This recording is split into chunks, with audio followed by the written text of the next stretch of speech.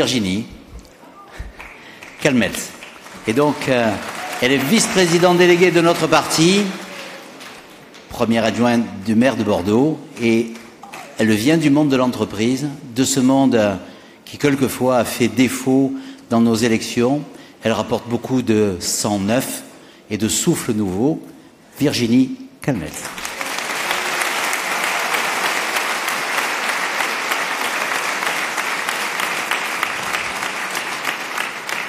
Mes chers amis, on ne va pas se refaire. Moi, j'aime bien les images, alors je vous ai préparé un petit accompagnement en images. Voilà la situation du 23 avril 2017. Situation politique, vous voyez les résultats. Le PS, 6,4%. Et ainsi, Emmanuel Macron réalisait son premier rêve, éradiquer le PS. Mais il nous l'a dit, face caméra, dans des documentaires, son deuxième objectif, c'est d'éradiquer la droite. Bien sûr, c'est confortable de se maintenir au pouvoir entre Jean-Luc Mélenchon et Marine Le Pen. Jean-Luc Mélenchon, le crypto-marxiste qui fait l'apologie de Fidel Castro et de Cuba, qui puise son inspiration au Venezuela dans l'alliance bolivarienne, et puis la famille Le Pen, qui rêve de transformer la France en un petit village gaulois, avec des petites barrières autour, isolé par rapport au monde.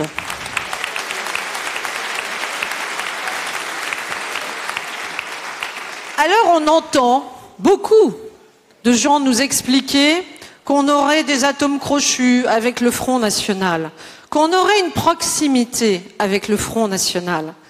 Mais quand on regarde de près, le Front National, il a surtout une proximité avec la France insoumise. C'est exactement le même projet économique. La retraite à 60 ans, le maintien des 35 heures, et puis, évidemment, on laisse filer la dépense publique. À qui ira le plus loin? 145 milliards pour Madame Le Pen, 200 milliards pour Monsieur Mélenchon. Voilà le discours populiste sur lequel ils sont d'accord. Et ils ont un autre point d'accord qui est tellement loin du nôtre, c'est qu'ils veulent l'un comme l'autre sortir de l'Europe. Alors, évidemment, nous avons besoin de dire stop à ce scénario catastrophe.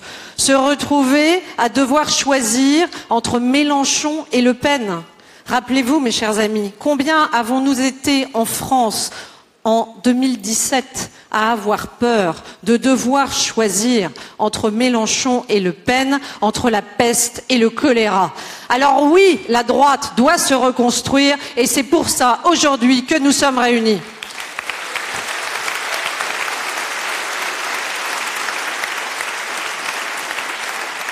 Alors pour se reconstruire, elle a besoin d'un leader.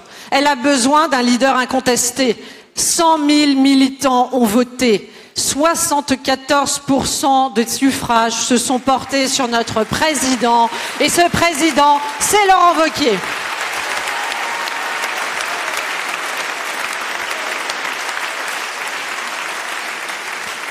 Alors Laurent, il amène son énergie, sa détermination, sa volonté, sa compétence.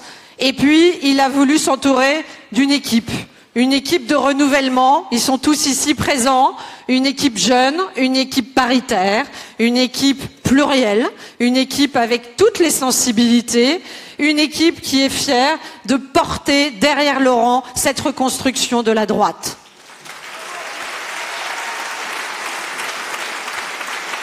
Alors, cher Laurent, je veux te remercier de ta confiance. Je veux vous remercier tous de votre confiance apportée à Annie et à moi ce matin, ici même.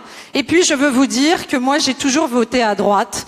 J'ai jamais changé de conviction. Je viens de l'entreprise, j'y ai passé plus de 20 ans. Je suis profondément libérale et je crois à une droite qui rassemble toutes les sensibilités.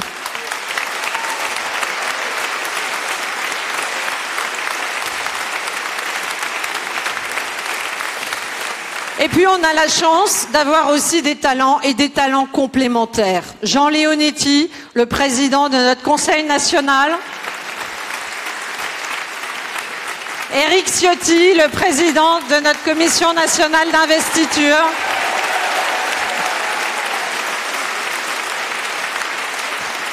Et Bernard Accoyer, le président du comité d'études politiques.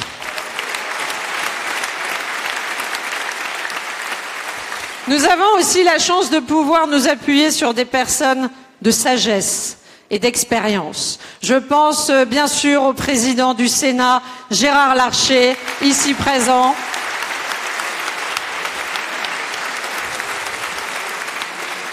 Et à Bruno Retailleau, président du groupe au Sénat.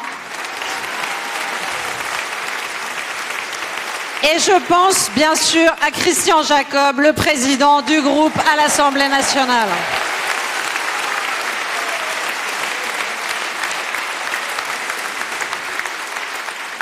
Et Laurent, tu viens de nous le dire, tu as souhaité tendre la main à tous et c'est pour ça que tu as accepté d'avoir des mouvements associés à notre parti et Valérie vient de présenter la création de Libre. Et je n'oublie pas nos amis chasseurs, cher Eddy Puy-Jalon, que j'ai croisé et qui est parmi nous. Alors, mes chers amis, bien sûr que nous ne sommes pas toujours d'accord sur tout. Jean Leonetti l'a si bien exprimé. Bien sûr que Julien, Guillaume, vous êtes contre le CETA et que Damien ou moi, on est pour. Mais ce que je sais, c'est qu'on se retrouvera toujours pour défendre les classes populaires. Bien sûr, Valérie ou Madeleine sont plus conservatrices sur le plan sociétal que Geoffroy, par exemple, ou moi. Mais on se retrouvera toujours pour défendre les chrétiens d'Orient, par exemple.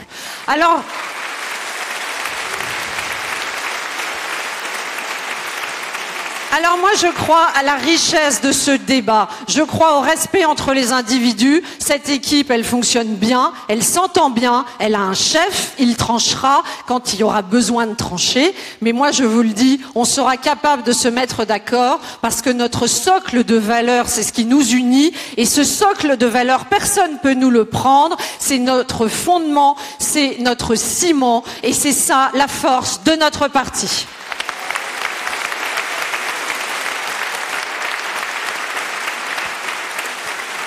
Alors beaucoup parient sur nos divisions, beaucoup même l'espèrent puisque c'est le scénario bien déclaré visant à essayer de faire exploser la droite.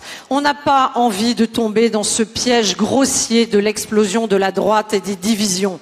Et pourquoi ne réussirions-nous pas ce que d'autres avant nous ont réussi? Et je veux saluer Monsieur le Premier ministre Édouard Balladur qui est ici au premier rang.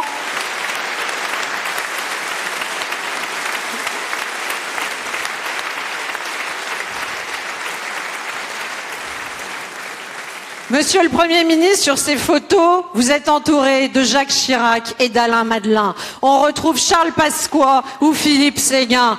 On retrouve François Fillon ou Alain Juppé. Et bien évidemment, on retrouve Nicolas Sarkozy.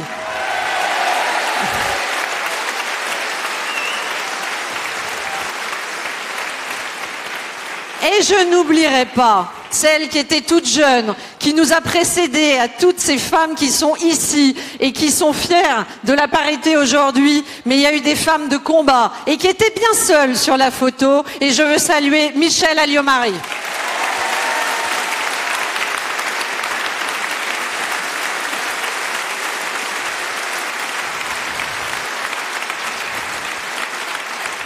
Alors, mes chers amis, finalement rien n'a changé. Hormis la parité, cher Michel. Rien n'a changé.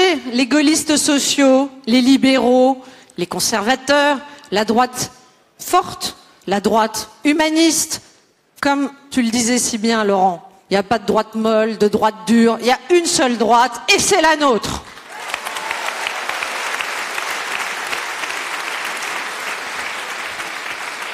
Alors on nous fait le procès parfois d'être en proximité avec le Front National, ce qui est une aberration, mais on nous fait aussi souvent cette déclaration qu'Emmanuel Macron mènerait une politique de droite. Certains même dans nos rangs osent dire qu'Emmanuel Macron ferait ce que nous aurions rêvé de faire. Eh bien non, mes chers amis, je ne le crois pas. Parce que si on regarde le budget 2018, qu'est-ce qu'on constate? Une augmentation des dépenses de l'État de 6,4 milliards d'euros. Les impôts 2018 qui augmentent de 4,5 milliards d'euros. Et en l'espace de quelques mois, le nouveau gouvernement a réussi à créer pas moins de 8 taxes supplémentaires. Bref, comme toujours, la créativité technocratique n'a pas de limite. Pendant ce temps, le pouvoir d'achat, lui, va baisser de 8% pour 9 millions de retraités à cause de la hausse de la CSG. Les titres de séjour augmentent de 14% par rapport à l'année précédente et la suppression de la taxe d'habitation n'est qu'un petit bonneteau fiscal puisqu'on ne réduit pas la dépense publique qui va simplement permettre au gouvernement de centraliser encore davantage le jacobinisme est de retour. Alors mes chers amis, non, Emmanuel Macron ne fait pas la politique que nous voulions et non, nous avons clairement décidé de présenter un autre projet pour les Français. Mais Laurent Wauquiez le détaillera plus longuement dans un instant. Je vous ai simplement préparé entre nous, pour s'amuser un peu, un petit quiz qui résume les vrais défis qui sont devant nous et que nous allons devoir relever ensemble. Savez-vous ce que représente 36 000 euros?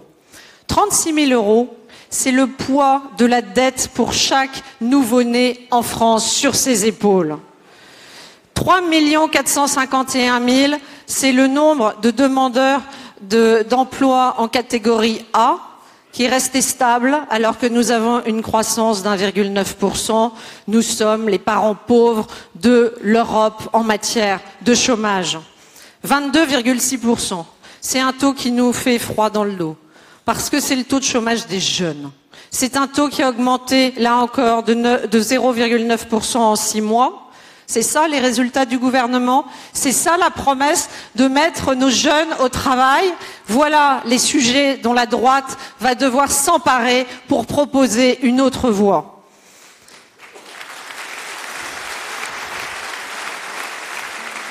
Le 29 juillet, mes chers amis, vous savez ce que c'est le 29 juillet? C'est la date à laquelle vous commencez à travailler pour vous. Parce que jusque-là, vous avez travaillé pour l'État. Alors oui, il faut réduire la dépense publique et oui, c'est une priorité absolue. Et quand on entend le gouvernement actuel qui ne baisse pas d'un iota la dépense publique, qu'on ne vienne pas nous dire qu'il mène une politique de droite. Il mène la politique socialiste dont ce pays a trop souffert.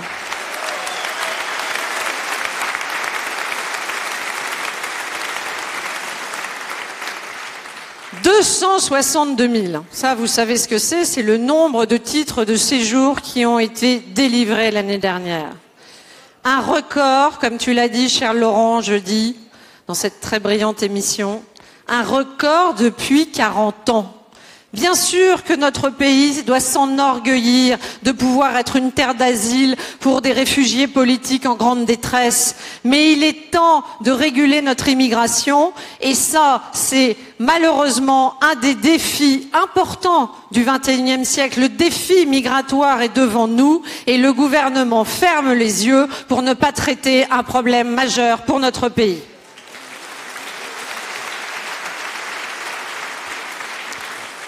Et 15 000, dernier petit chiffre que je voulais partager avec vous, c'est le nombre de fichiers S sur notre territoire. Là encore, nous avons un énorme défi. Et c'est pas en mettant la tête dans le sable ou en nous diabolisant dès que nous osons parler des vrais problèmes des Français que malheureusement nous réussirons à résoudre ces problèmes. Alors oui, la droite a besoin d'un programme fort. Oui, la droite a besoin de parler vrai. Tu le dis, Laurent, et tu le fais. Tu as des résultats dans ta région. Je viens de l'entreprise, je suis attachée au faire, je suis attachée au concret et je crois que Laurent Wauquiez a prouvé en Auvergne-Rhône-Alpes qu'il était capable de faire pour la France ce qu'il fait aujourd'hui pour Rhône-Alpes-Auvergne en baissant massivement la dépense publique et en répondant aux attentes des citoyens. Alors, mes chers amis, ce que nous allons faire tous ensemble, parce que derrière Laurent Wauquiez, parce que derrière les personnalités que j'ai citées, parce que derrière l'équipe qui est ici sur scène, il y a une équipe bien plus grande, et c'est vous, vous les conseillers nationaux, vous les militants, vous les fédérations sur tout le territoire de la France, qui allez nous aider à rentrer dans cette phase merveilleuse et formidable de la reconstruction.